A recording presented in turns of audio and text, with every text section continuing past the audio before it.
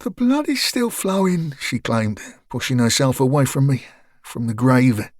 It's fresh blood. And blood stops flowing as soon as the heart stops pumping. A little more may seep out, but not the amount coming out of his head. Subconsciously, I pushed myself backwards too, attempting to catch her up. I couldn't take my eyes off Graham either. Lisa was right. The blood appeared to be flowing freely from his head wound. But was she correct? Is that what really happened? Katrina's squeal of excitement made my arms give way from beneath me. I hadn't seen her move or indeed stand up. She looked directly at me and grinned broadly, her yellow teeth prominent in the early evening mist, a mist which had descended around us, swirling in the slightest of breeze. How could she switch from one mood to another with such ease? A groan came from behind her. My eyes flicked back to Graham. Lisa grabbed my shoulder. A shaking arm reverberated throughout my body. Did one of his fingers just twitch? Holy shit! A further squeal from Katrina. Her head twisted effortlessly from me to Graham like a ventriloquist's dummy. Then she giggled and ran. "Katrina, wait!" She stopped dead in her tracks, as if somebody had applied an emergency brake before turning slowly to face us. "Did you really see the police officers at your house? Did they take your mother?" I tried to recall what she'd originally told me. Graham had instructed her to run along, get home safely to her mother. "The police have taken Mother," she'd said, "and Amelia. I watched them from the woods." But Katrina had a reputation for skewing the truth.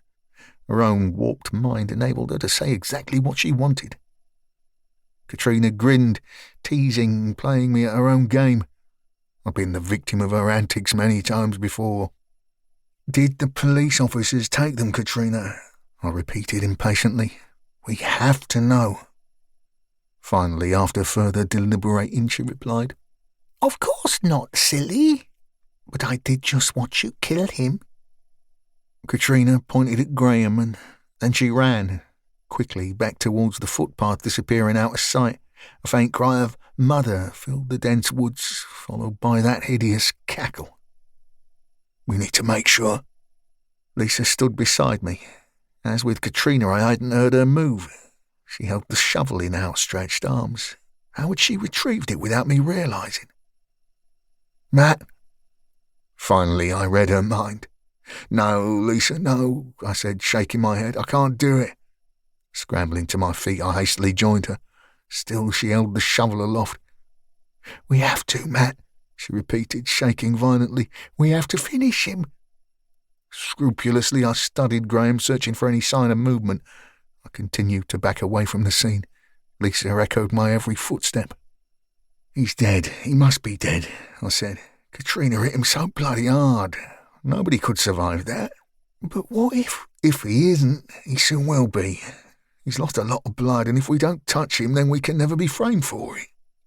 Instantaneously, we both looked at the shovel. She dropped it where she stood. "Shit, fingerprints. Matt, help." Lisa trailed off, the shock of what was unfolding finally rising to the surface.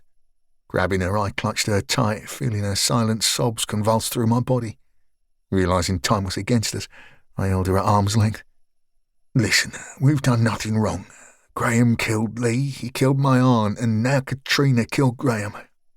So what do we do?" I knew Lisa was doing her utmost to remain brave and hold it together. "Didn't you say the police were coming up from the village? They'll be here soon." I'd forgotten about the police. WPC Nina Moreau had left a message on Lisa's burner phone. They were going to make their way to the woods from the village below.